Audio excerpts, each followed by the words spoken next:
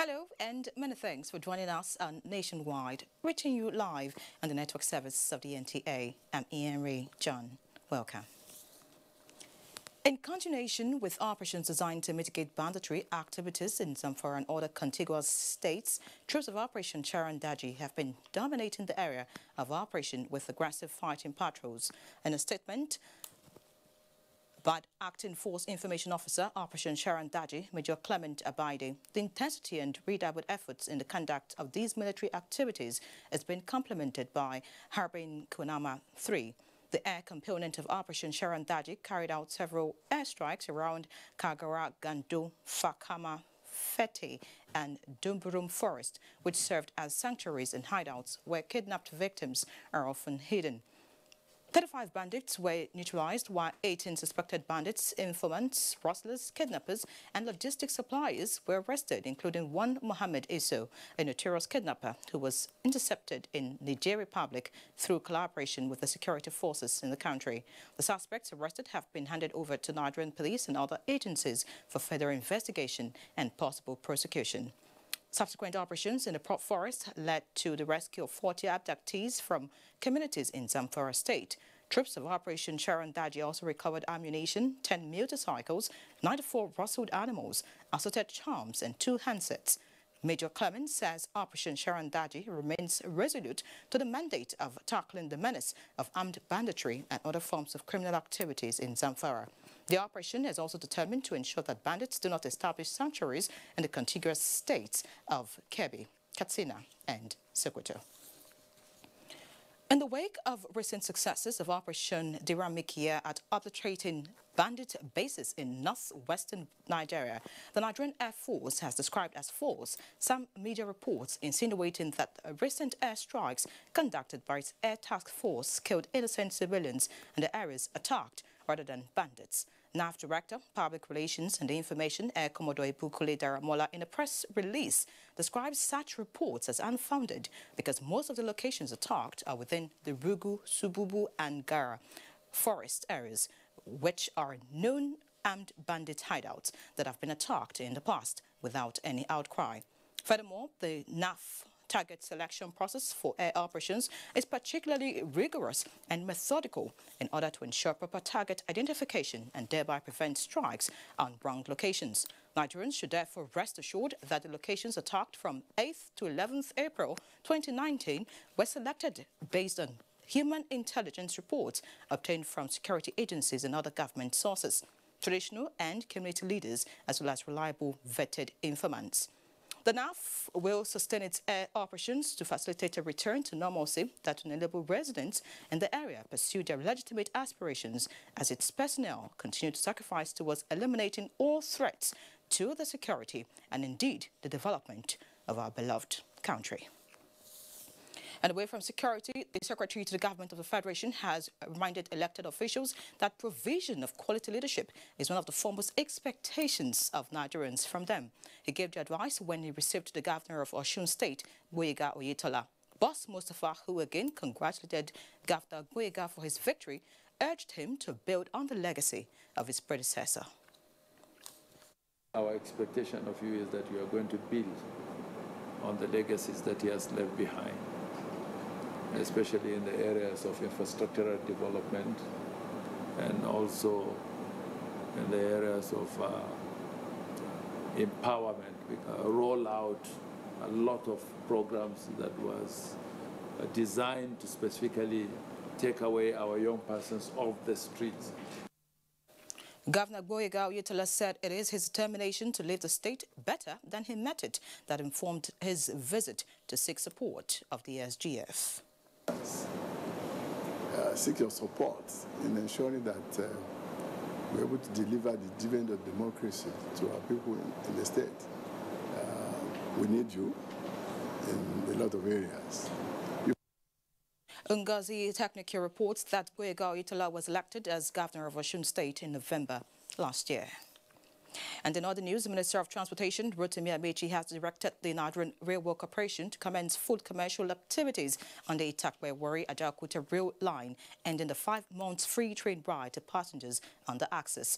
The minister, who gave this directive while inspecting the ongoing construction of stations, disclosed that about $3 billion is needed to link the rail project from Itakpe to Abuja. Oyinaya Kaluwoka brings us details.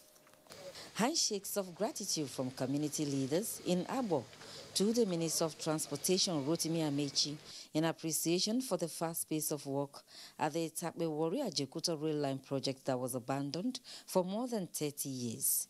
No. Because the minister, while inspecting the nearly completed 12 modern stations, was happy that the project will soon take off, as 80% of the work has been completed. But he was quite unpleased with the slow pace of work at the stations, which he attributed to lack of fund. I'm delighted that it's functioning. I'm delighted that carrying passengers. They say they carry an average of 100 passengers in a day, which means we need to do more. We're going to have financial problems. They are also reporting now that they've not been paid for some time, so we really need to look for money to pay them. Linking Itakpe, Lokoja, Abuja, people can joyfully ride the train from Warri to Kaduna. The Itakpe-Ajaokuta Warri Rail project is a massive one, covering about 3 states of Edo, Delta and Kogi. And we're here in Abo Station, which is one of the main stations. And as you can see, work is ongoing here, creating employment for hundreds of people. Around this place before, everywhere was bushy. But toward the benefit of itself that we have on this project today, you will see that everything is very looking fine. Running through more than 40 communities in the 3 states, the project is expected to transport passengers along the axis, steel from Ajaokuta, as well as foodstuff from the south to other parts of the country. For about 5 months, the Itakpe-Warri-Ajaokuta rail line has been on a test run, taking passengers for free. More than 2,000 passengers so far have been transported in the 49 trips. Oyinaya Kaluwoka, NTA News. And staying with the transport sector, Nigerians have commended the effort of the federal government in reconstruction of the Enugu-Onitsha Expressway, noting that government has indeed lived up to its promises. Joy Iluegbu reports that significant progress has also been made on the construction of the second Niger Bridge. For many commuters like 46-year-old Chiedozie Iwogu, who ply the Enugu-Onitsha Expressway daily as a commercial driver trying to make ends meet, it's a big relief to see the Anambra section of the Enugu-Onitsha Expressway wearing a new look, especially the Omonya-Okozo axis on the Enugu bound, which used to be travelers' nightmare. This road I walk in, I like it because he will give us a chance, no go slow. And they are doing a great job on the road. We thank the government for reconstructing the road because it has been long we've been suffering on this road. Diversions like this have become a common feature of the Enugu-Onitsha Expressway. With the level of work ongoing right now, it is the expectation of commuters and users of the road that when completed, this major problem will be solved. You can see a lot of concrete works, asphalt works, stone base, soil cement stabilization. If we continue this way, I'm sure in a very short time we'll complete this Enugu band of the project. Another key project of the federal government in the state, which is also going on simultaneously with the road reconstruction, is the construction of the second Niger Bridge, which is now at 22% completion 7 months into the main work. The target of the contractor now is to pile across and construct some of the structures above the pile before the next flood level. During the rainy season, we cannot work in the river foundations anymore, but on the piers, earthworks will slow down. We are going to focus on the soil improvement measures. With a completion period of 3.5 years, the bridge, when completed, will help ease traffic on the existing Niger Bridge constructed many decades ago. In Awka, Joy Iluebu, NTA News. Moving on now, the federal government is committed to resolving the problems and hardships caused by insurgency in the Northeast. This reassurance came from the Presidential Committee on the Northeast Initiative during its strategic session of the Mambila 3,050 megawatts hydroelectric power project local content working group in Abuja. Timothy Yusuf reports. The Federal Executive Council on the 30th of August 2017 approved the construction of the 3,050 megawatts Mambila hydroelectric power project in order to chart a course for the development of the Northeast. The project's contract provides for 70% foreign procurement and 30% local content. This meeting in Abuja is towards ensuring that the project takes off on a sound footing, with special reference to the 30% local content. We are making sure that every available resource at the disposal of the government and at the disposal of the Northeast is made available to the completion of this project. So it is entirely feasible for the project to go a long way within the administration of Muhammadu Buhari. Local content aspect of the project is guided by the executive order of Mr. President, Executive Order number 5. The realization of the Mambila project, according to members of the working group, will restore development to the Northeast zone where socio-economic activities were retarded as a result of insurgency. The present administration is committed towards realization of Mambila Hydro, and you know the project is critical to the economy of this country. This working group is also expected to fine-tune the Presidential Committee on Northeast Initiative's tabs of references for the approval of the group. In Abuja, Timothy Yusuf, NTA News. And moving to the State House now, President Muhammadu Buhari says Nigeria will always cooperate and lend a helping hand to her neighbors, explaining that good neighborliness matters a lot to the country. This was while receiving in audience the outgoing ambassador of Equatorial Guinea. Adamu Sambo has the report. Mr. Job Obiang Esono Mbengono, who spent 9 years in Nigeria, was in the State House on a farewell visit. President Muhammadu Buhari described as delightful that Nigeria and Equatorial Guinea have always identified with each other. He said under his watch, such good neighborliness will be maintained towards enhancing the security and socio-economic benefits for the two countries and their peoples.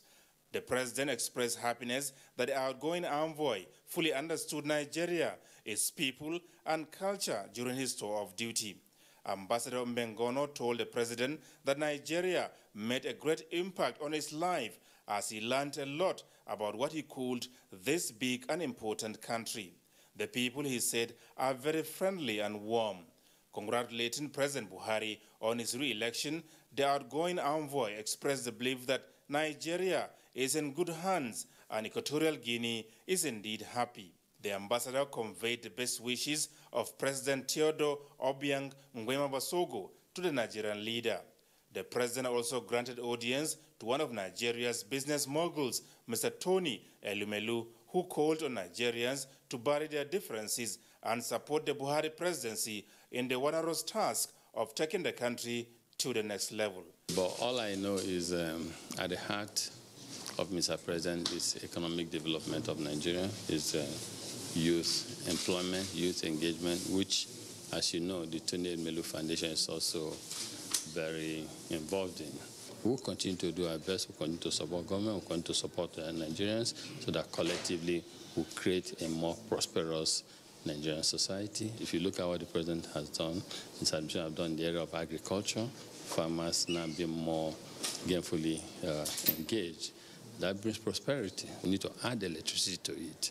Then we need to add transportation to it. And I tell you, the president's legacy is defined. We don't even need to do more. So I think it's a great time for Nigeria, and we need to just all rally around the president. Elections are over and move forward as a team, as a country, so that our people will be better for it.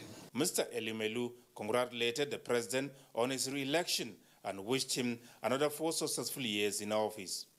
From the State House, Adamu Sambo, NTA News. And looking at the economy now, Nigeria's Finance Minister Zainab Ahmed says the federal government is taking the advice of the IMF in its Article 4 consultation with Nigeria to phase out implicit fuel subsidies while strengthening social safety nets. The minister stated this while speaking about her engagement with officials of the World Bank and the IMF at a spring meeting in Washington. But also we have to implement it in a manner that is both successful as well as sustainable. We are not in a situation to wake up one day and just remove subsidy. We have to educate the people. We have to show the Nigerian citizens what the replacements for those subsidies will be. So we have a lot of work to do, and we also need to understand that you don't remove subsidies large amounts in one go, that it has to be graduated, and the public has to be well informed on what you're trying to do. We are asking the World Bank in particular to review some of the new initiatives that they have put in place, an initiative that involves them looking at implementation systems when they are providing funding for infrastructure. What we found in Nigeria is that the EESS that they have put in place is causing significant delays in the rollout of infrastructure. We understand that is well intended, but we've informed them that they need to review how they implement it so that we're not overtly slowed down because of the new procedures. The minister was also part of the G24 ministers meeting where effective public debt and cash management, global slowdown and the need to build more fiscal buffers dominated discussions. And now heading to the courts, an FCT High Court has fixed next Tuesday for the delivery of ruling in the no-case submission filed by the suspended Director General of the Securities and Exchange Commission on alleged 115 million naira fraud, and an executive commissioner and the commissioner, Zankwanu Garba, are standing trial on 5 counts charge bordering on alleged misappropriation of 115 million naira and conferment of corrupt advantage on a public officer upon their arraignment before Justice Hussein Baba Yusuf at the Independent Corrupt Practices and Other Related Offences Commission, ICPC. The defendants pleaded not guilty to the charge. The prosecuting counsel, Adeshino Rahim, closed his case, having called 5 prosecution witnesses. Defense counsel Abdul Hakim Mustafa, SAN, however, made a no-case submission, a position the prosecution counsel objected to. The Kogi State National and State House of Assembly Election Petition Tribunal has commenced sitting in Abuja with 16 petitions already received by the tribunal and still expecting more from the supplementary elections. Aliyu Turku reports that 8 of the petitions are contesting the House of Representative elections in various constituencies, 4 challenging the State House of Assembly elections, while 4 are challenging the senatorial elections. Among the petitions filed is that by Senator Smart Adeyemi of the All Progressives Congress challenging the emergence of Senator Dino Melaye of the People's Democratic Party in the Kogi West senatorial election. The petitioner is alleging over-voting in some local government areas and lack of compliance to court order concerning the collation process. The grounds which we are challenging are 2 grounds. The lawful vote cast did not bring him. I'm also saying that there is non-compliance with the Electoral Act. There was a court ruling based on the case filed by my opponents that the collation of the results should be at the central headquarters. Unfortunately for them, they went to a different venue. They went to the state capital, Lokoja, to collate the results. Already at the pre-hearing, parties were served with the petition and they have all filed their responses. The 23rd of this month is slated for continuation of pre-hearing. It's now time to go to Lagos, and Jennifer will feed us from that zone. Hello, Jennifer. Hello, Yuri. Welcome to Lagos. Now, the ongoing Unified Tertiary Matriculation Examination organized by the Joint Admission and Matriculation Board, JAMB, has continued without hitches across the designated centers in the Lagos metropolis. Jane Ojuku, who monitored the examination in some of the centers, reports. The ambience at some of the CBT centers visited was calm and peaceful, with the candidates fully engrossed in maximizing the 2-hour duration of the examination to make decisive efforts at qualifying for university admission. We went to say around that after 1, but actually they told us not to carry our wristwatches, and so I actually don't know if we actually wanted. But I guess, yes, so actually wanted to start it. This will be my second time. Yes, I'm prepared, actually. So far, each center has recorded 5 examination sessions. 3 on Thursday, the first day of the examination, and 2 on Friday to enable Muslims an interlude for the Friday Jumat prayers. On the alleged clash of the UTME and the West African Senior School Certificate Examination timetable, the JAMB technical officer at one of the centers reacts. Ever since we started, since yesterday, we had 4 sections, 2nd section and 3rd section. This morning again we had a section, and this is the 2nd section going on. No candidate have ever said that their WAEC and JAMB clashed. Meanwhile, no case of network downtime was reported at the centers visited. In Lagos, Jane Ujuku, NTA News. Now, participants at a workshop organized by the National Orientation Agency in Lagos have suggested effective voter education as a panacea for good governance. Rotimi Oluwagbemi has the details. With the theme, improving the quality of citizens' participation in governance through civic education, Director General, National Orientation Agency, Garba Abari, who was represented, said the workshop is meant to examine strategies for effective citizens' participation in governance. There must be constant engagement between the citizens and elected officials. That there must be constant demand for accountability. Our political leaders get away with a lot of things because citizens are not engaging with the governance process. The Lagos State Director, NOA, Wahid Ishola, and other stakeholders lauded the training program, saying voter education goes beyond teaching people how to vote during election.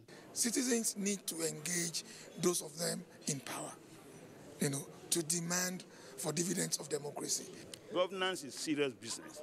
You must be fully prepared for it. You must have worked hard for it, and when you get in there, it is serious business. The way and manner citizens have also carried themselves have given a lot of room for discretion on the part of the political leaders. The 2-day Southwest Zonal Workshop on Civic and Voter Education, according to the organizers, is the 5th edition in the series after the 2019 general elections. In Lagos, Rotimi Oluwagbemi, NTA News. The Nigerian Army Officers' Wives Association, NAWA, Lagos chapter, is intervening in the plights of the wives of the fallen heroes within the 81 Division area of responsibility. Wife of the General Officer commanding 81 Division, Aminat Yusuf, who is the president now Lagos chapter, demonstrated the support for the widows during a visit to the Nigerian Army 9th Brigade headquarters, Lagos. Mohammed Abdulkadri reports on this and other activities of NAWA within its jurisdiction. It was a sober reunion between the leadership and members of NAWA with the widows who lost their loved ones in the line of duty to the nation. Emotion was betrayed by some widows who broke down in tears.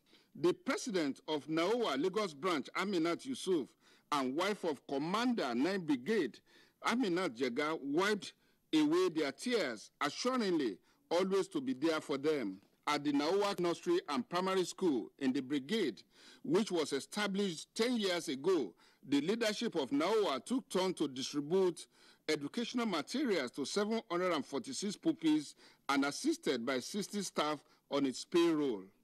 While receiving NAWA team, the commander, 9th Brigade, Brigadier General Nasiru Jega, assured them of support at all times.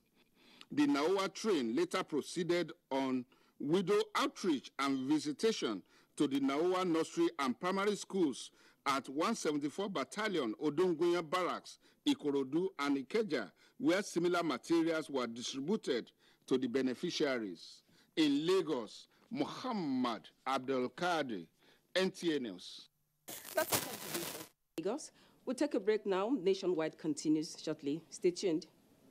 Marketing of broadcast media products requires special skills which can only be acquired through training and experience. NTA TV College Jos is therefore organizing an intensive 3-week course on modern trends in broadcast media marketing. The course will equip participants with necessary skills to deal with contemporary marketing challenges and competition in the broadcast media. It is an essential course for marketers in the broadcast media to sharpen their skills and improve their capacities. Date: 23rd April to 10th May 2019. Venue: NTA Television College, Refuge, Jos. Course fee: 100,000 naira per participant, accommodation inclusive. For more inquiries, please contact us on 0803 314-4383 or 0806 980 9807. NTA TV College Jos, training you to be the best you want to be.